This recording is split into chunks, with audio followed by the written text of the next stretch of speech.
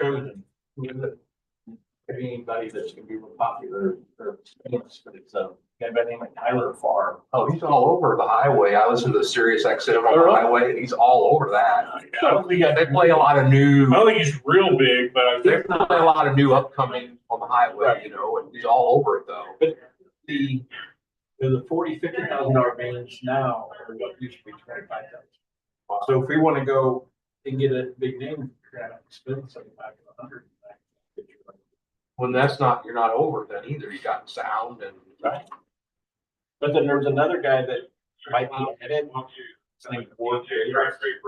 He was up there doing real big with kind of the red. Right. Cody Jakes. You say Cody Jakes? He does a lot with Cody and. Oh, he does a lot. And he's written some of Cody's songs.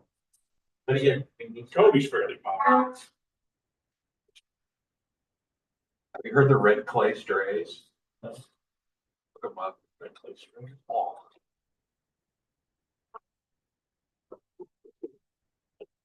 Or another one that's kind of just busting out now, you know, that I hear, that's why I like that series. You just hear a lot of, on that XM, you just hear a lot of the Oh, highway. Carmody was on. That's where he, yeah.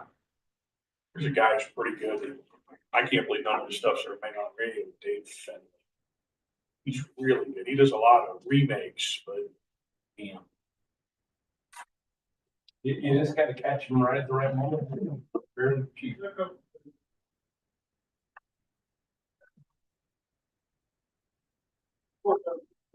They're just around for what closing form or something. Let's start it. I can do it.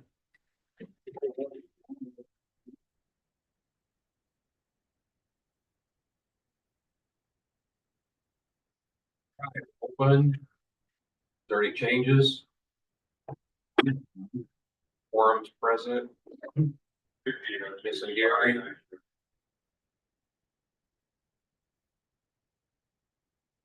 Approval of consent agenda. I'll make a motion. I'll second it. I did additions or deletions, didn't I? Jumped around there. No public comment. Get a motion to approve the minutes of 11/13 regular board, I'll make that motion. and I'll second it. Financial report.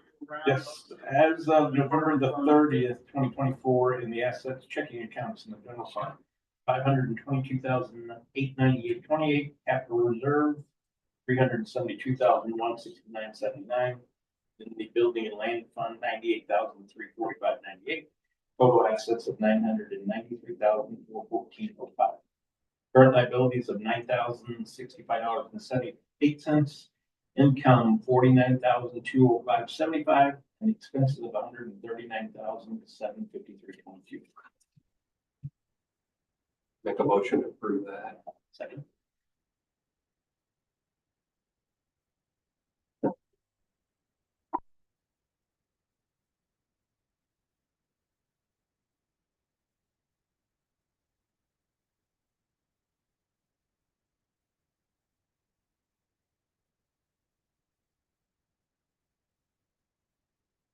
Should be approved paying the bills. Second. 24.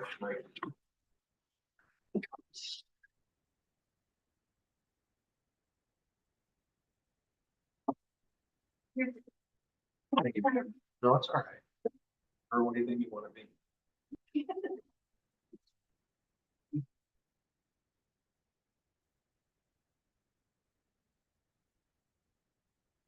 Thank you, sir. Got all?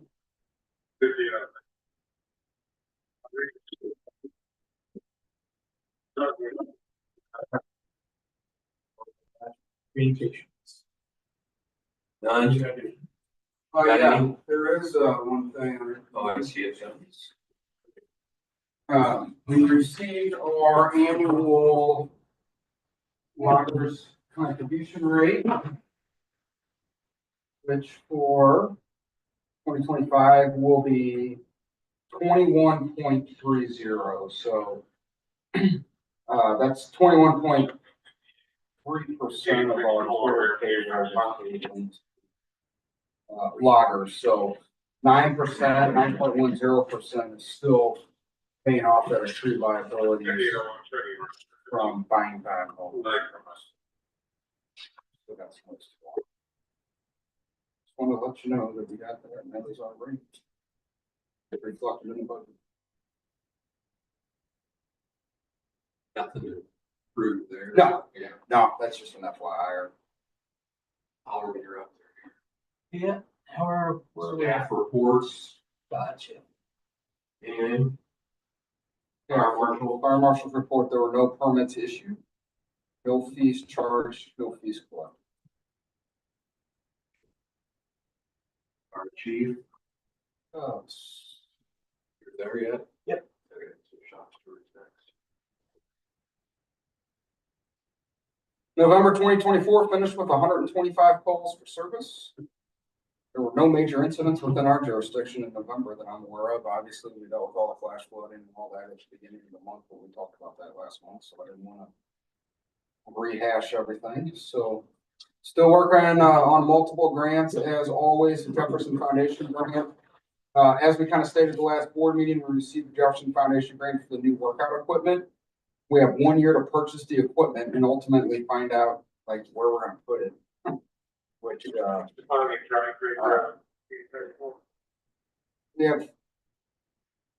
they have a plan for Casey's, if we get that Casey's building, to add a gym over there, which will work out, which we do have that building, but we're all hinging that on the grant.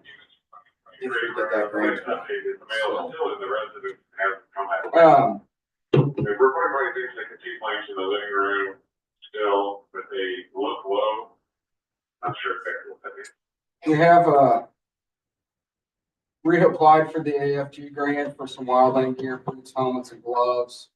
Awarding, that will probably begin in, 2020. We're still hoping the federal government is able to proceed with the implementation of the budget, which includes funding for the Emergency Operations Center.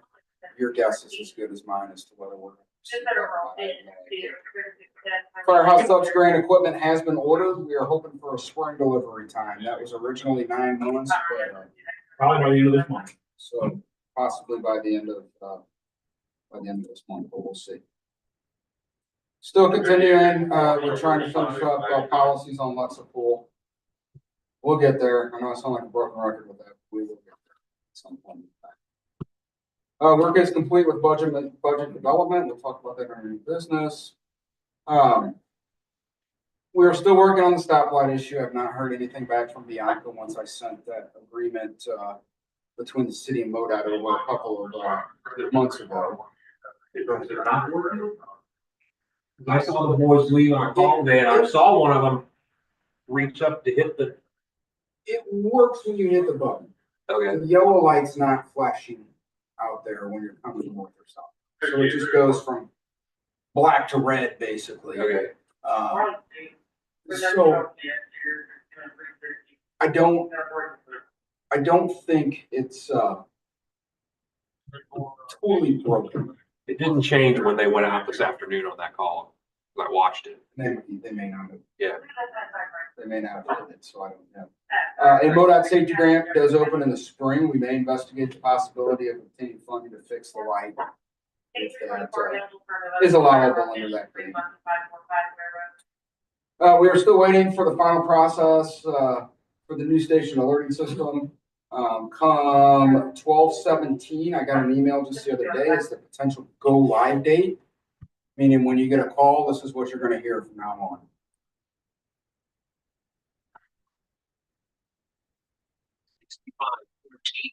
And 7537. Respond to allergic reaction at 1087 Viking Drive, Jefferson College Career and Tech Building, on streets or Farm Road. That's what you're hearing. One time across the dispatch, so. Link or just be a type of information and. No, I mean, they'll still have to answer minutes and do all that good stuff, so. If the go live date runs into problems, they'll shut it down, go back to the old way and then push it back till after that. So hopefully next board meeting, we're up and running and I can take that off. The ladder truck's still slated for December 25. I don't really have an update for the building planning project. We haven't done much with that this month. That's just the same notes from last month. Still working on the online training platform. I have no idea when Josh is gonna start the project here. It was supposed to be 3 weeks ago, and I guess the weather's wreaked havoc on, so I don't know. The enclosed trailer is in, finally. It is bigger than the old one, has a little room to grow. We got some bids, for putting, logos on the side of it. We used, vinyl images out of Fenton. They were only 760 some odd bucks or $80 to put on there, so they were really cheap, so. Don't forget, Christmas party this Sunday, 5 PM at the Civic Club. Try to bring dessert. So. No major issues with the fleet. I did get new tires on my vehicle. The old ones were, quite, fault. Rescue tools were serviced by McQueen, and our compressor was serviced on the 2nd of December.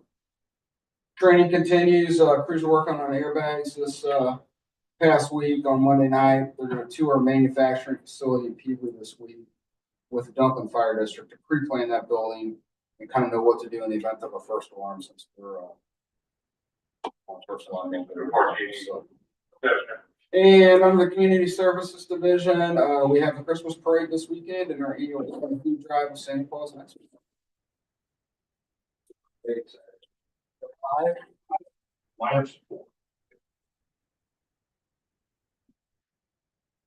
That's all I got.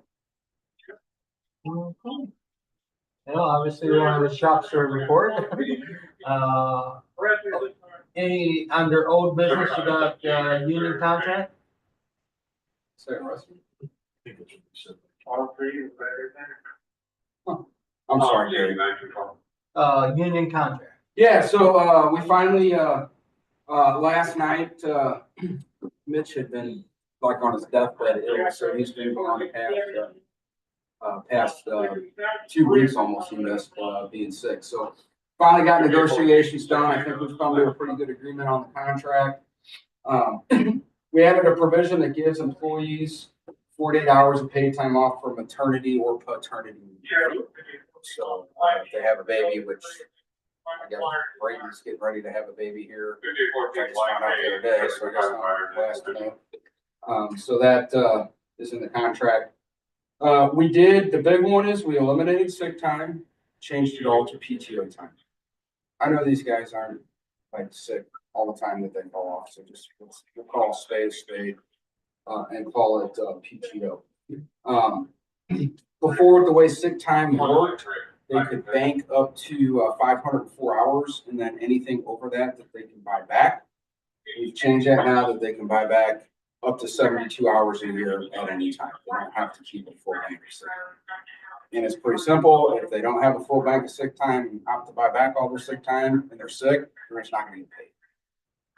So it's pretty simple with that. So, and then we also gave the training division coordinator an extra $50 per paycheck as a stipend for his extra duties. With all that. Total cost, potential cost, if everybody buys back 72 hours of PTO per year, is right at $19,000 to the district. That's factored into next year's budget.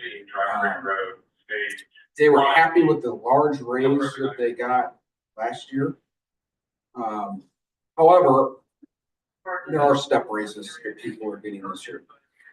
I did, as I was putting together the rest of the budget, noticed a trend of a pretty significant increase in our sales tax this year. So I'd like to maybe mid-year revisit raises after this legislative session is done, to see what they're going to try to do to destroy us at the state level, and maybe revisit the potential of additional raises in July.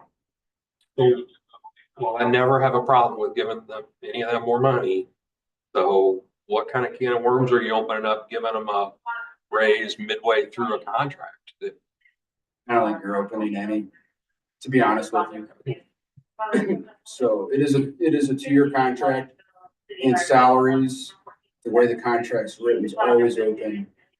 Either side can open that for negotiations during budget time. I don't think you're opening any cans of worms. They would be thankful. in my opinion, if we did that. And they'll remember you the next time they come back. No, they won't remember. So I'm giving them what they want, they'll remember me, but until I stop giving them what they want, then they'll be. No, and it's, you know, it's a valid question. And we could probably do right now.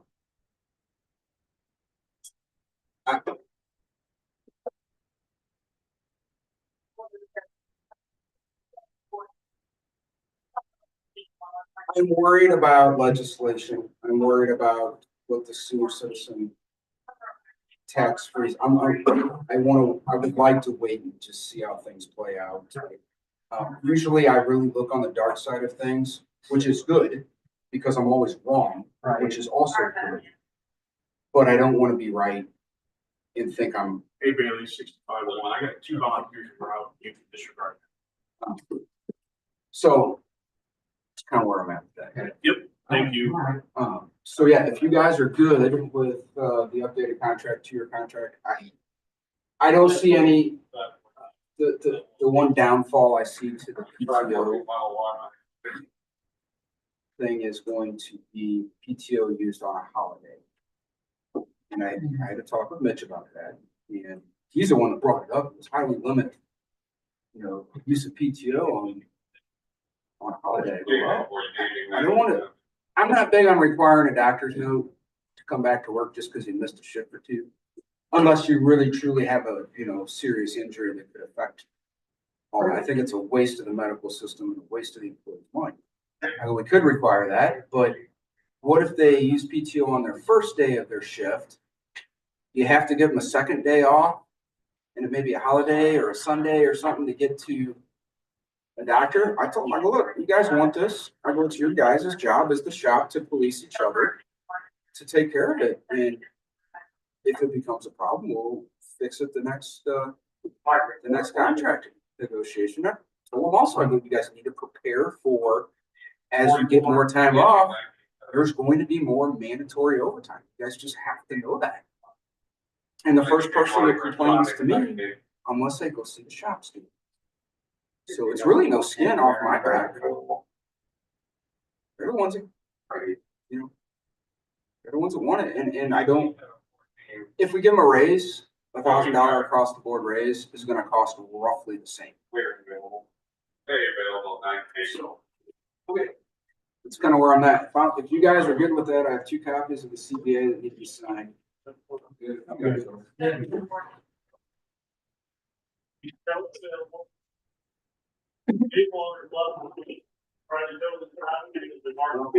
We'll both end up going back to the local for their signatures.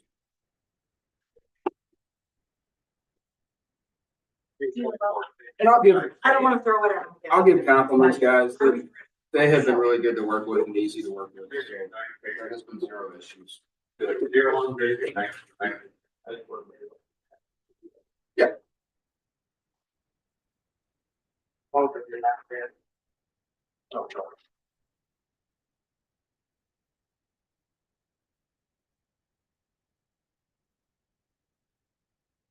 I think this has had time to go back to the shop for them to vote on it. So there is always a chance it comes back to us in January for some renegotiation stuff, but I don't think.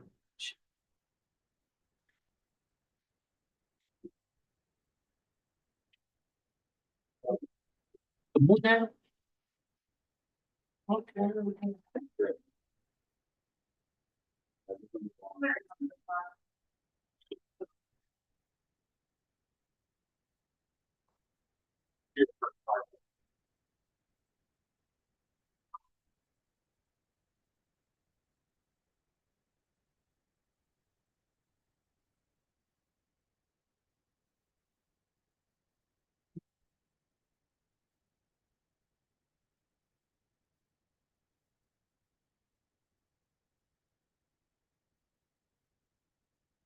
Okay.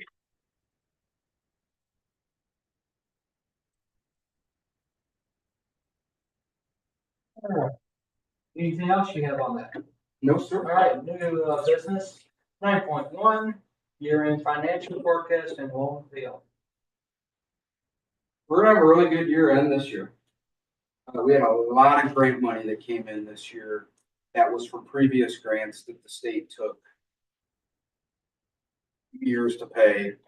Some leftover AFG money that came through. So by my estimates, we're going to finish somewhere in the neighborhood of, with paying off the current loan of the building, we're still gonna transfer over about 170,000 to the building and land fund equipment apparatus. So with these numbers, I would like to go ahead and pay off that loan, get that off the books. I spoke to Dan, I forgot his last name, Bankstar, sorry. But he goes, yeah, just give us a date, we'll pull it out of your general fund. No problem. So your guys' thoughts on it? Absolutely. Yeah, make a motion to pay off the loan. Thank you. All right. I already called him, told him you run away. Right, I figured.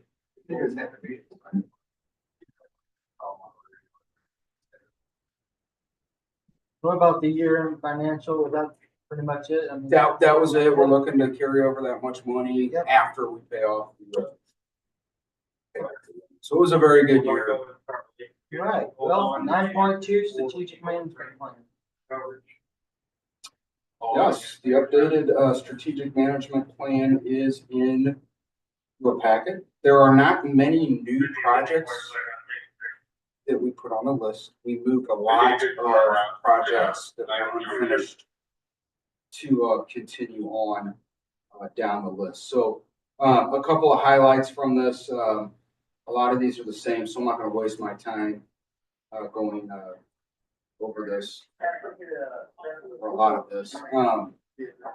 So obviously the big thing, we're gonna start planning for the delivery of the ladder truck in late 2025, December of 2025. What else? The building side of things is the big one. I talked to Stark, he leads the building committee. He comes back up here in January and he's gonna continue on with, there's still some minor projects to be completed upstairs, some painting, some finished work. So that's on our goal for first quarter of next year. Obviously, the foundation repair and getting that done is in our sights for next year. We would like to get new learning system next year at Station 2, just like we have here. Bring both facilities up to where they need to be. We still have on the plan, build a detached storage facility at Station 2. We were looking at potentially doing that this year, if you remember, it was on this year's plan. Then the foundation repair threw a wrench into all of that. We'd like to look at that in 2026 to potentially get that done. So that's on the list. We obviously need to prepare the building here for the new ladder truck, so there's gonna be some work that goes in to all of that. We got the next item, 2 items down the list, with some quotes from SMCI to get some of that work done moving forward. Still planning on the new Station 1 at some point in time, and then planning for the remodel of the Casey's building if we don't get that EOC office. So. Do you guys have any questions about some of the goals of the district moving forward? Do you have any comments, concerns, anything you guys want to see that? Guys, you do an excellent job on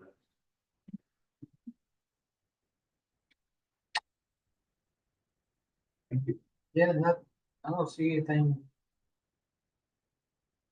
Now, what about Jason's vehicle?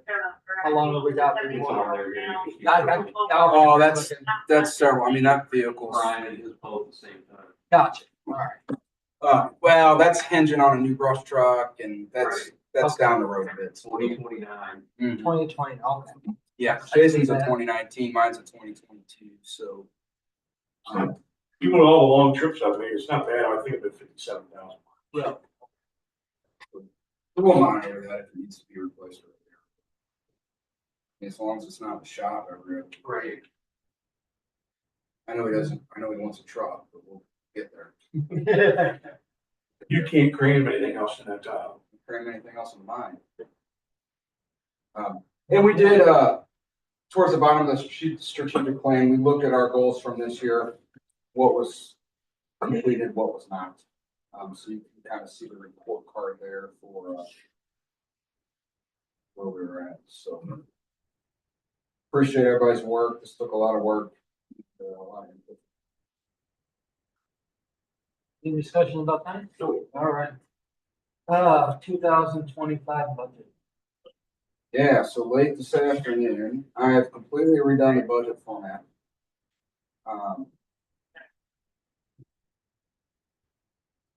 If you look, I uploaded the numbers yesterday.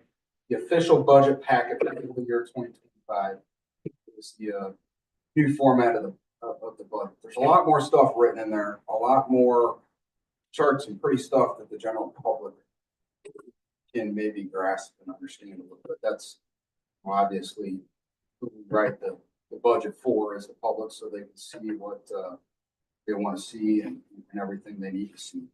But getting down to the meat and potatoes of it on page.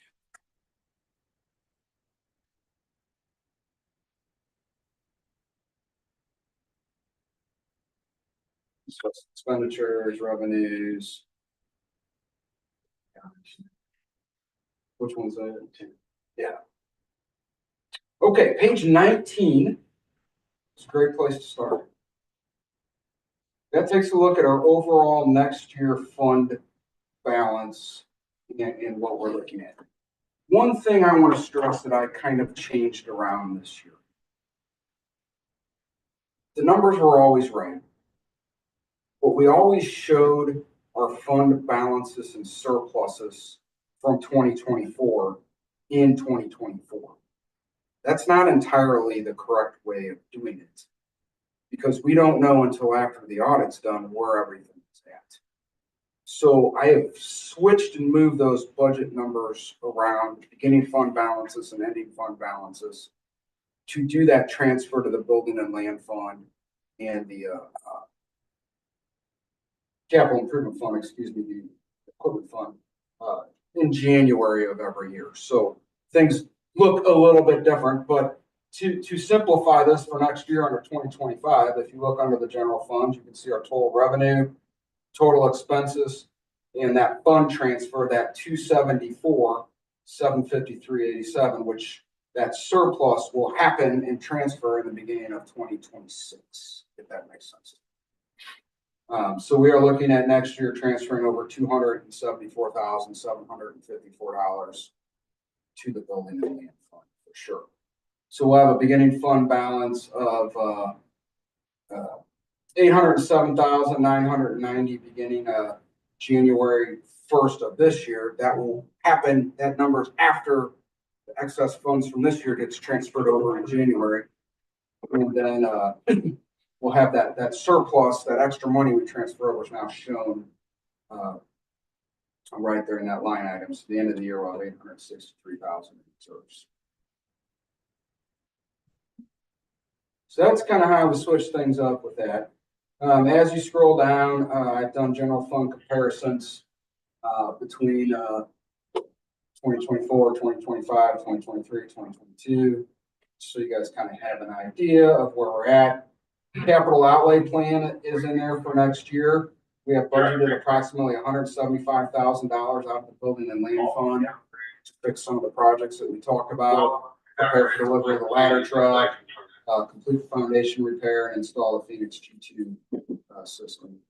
Capital equipment purchases, the only thing we really have planned for next year is the money that's already in that fund for the grants, to work out equipment and struts and stuff. So the total capital investment next year is looking around $229,000. And all those budget numbers are written right there. And then if you scroll down to the bottom, there's a complete budget, showing the general fund, equipment fund, building and land fund, our, revenues and expenses out of all of those accounts. Yeah, this account or this sheet I kind of like on page 26 now, that kind of shows our major program areas, the expenditures for each one of those program areas, and the expenses out of the building and land fund, the equipment fund. And then as you scroll down, all the normal sheets are there towards the back. They guarantee receiving and also the third one. Everything with the contract negotiations has been included in this budget. You want an approval on it? Yep. I'll make a motion to approve. I'll second. All in favor? Aye. Aye. All right. Good job, Judy. Yes. I like the format too. Yes. Thank you for your hard work. Okay. And 9.4 SMCI quote. Yeah, and there's your quotes. We talked about this at the last board meeting. Doing a couple of things. That's removing the heaters out here, removing the AC unit out there, opening that, basically that back wall up. Will require moving a lot of that stuff. Met with Caleb Brown and Mike, somebody from SMCI. What's that? Yes, that's it. That's it. Thank you. So to do that, and this is included in next year's budget, it's $1,100. Now, Caleb recommended, with as small as that little room's going to be, he goes, I wouldn't put anything back in there. He goes, I'd put a couple of wall heaters in there. And then he goes, if it gets hot back there and you want to cool it, just throw a window AC unit in that window back there. He goes, there's no sense in spending $5 or $6 grand in any splitter. Yeah, for a bathroom. So, yeah, exactly. I talked to Stark about that, the building, they're good with it. So I basically goes, okay, it said so, that's what we gotta do. So that quote, to get that done, you gotta scroll to the last page of that because he sent a follow-up email. He forgot to include the heaters in the initial bid. So it's like $2,168 to remove everything and just furnish the 2 wall heaters. We can install, I told him I can install the wall heaters ourselves. So that is already budgeted for. You guys are good with that. I'm gonna roll with them, SMCI next year to get that done. Yeah. Now, the issue out at House 2, to install a Resnor unit heater, which is 125,000 BTU propane blower unit, whatever you want to call it. It'll hang from the ceiling. The quote includes to furnish and install the required flue vent, gas piping, power wiring, and control wiring. Complete startup and check, 1-year workmanship on labor equipment and equipment warranty as per the manufacturer.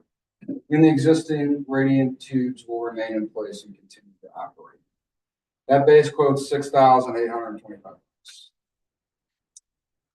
We did find a tube heater out there, was not working.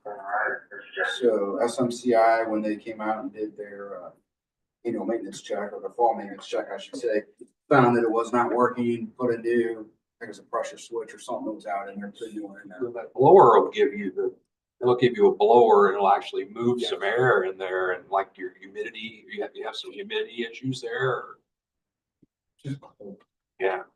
Well, you'll be moving some air in it with that thing, you know. Whereas those tube heaters are just heating the units and the stuff in the room. Right. So nothing's, the minute the door comes open, Yeah. it's gone. And it's, yeah, And we're not as bad out here because it's so small. partially underground. Yeah, and the ceiling's so low compared to House 2. I think it's probably something we should.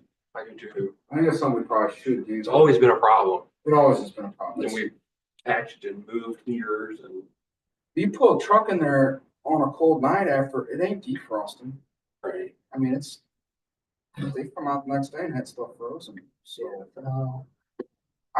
I think we ought to proceed with that, project out at House 2 personally tonight. No, I'm good. make a motion for them to proceed. And Yeah, I may see if you guys are good with it. I'll call Kayla tomorrow if we can pay that out of this year's budget, even if they can't get it done next year. That way we can just scrap that off the books. So. Yeah. Well, I'll write a check on the 31st of December and we'll just hold it. I will do it, so. Oh, cool. Cool. All right, I'll get a hold of him and we'll get that. approval of the 2024 audit. Time for the audit. Need official in the board minutes, a motion to approve. Make that motion. All in favor? $1,500 this year. No, we don't. Hey, administration policy updates. So when we, totally my fault, I screwed the pooch on this, whatever we want to say. When we, signed the, first union contract, last year, and Jason brought it to my attention and I apologize, but we basically gave firefighters more time off than administration had.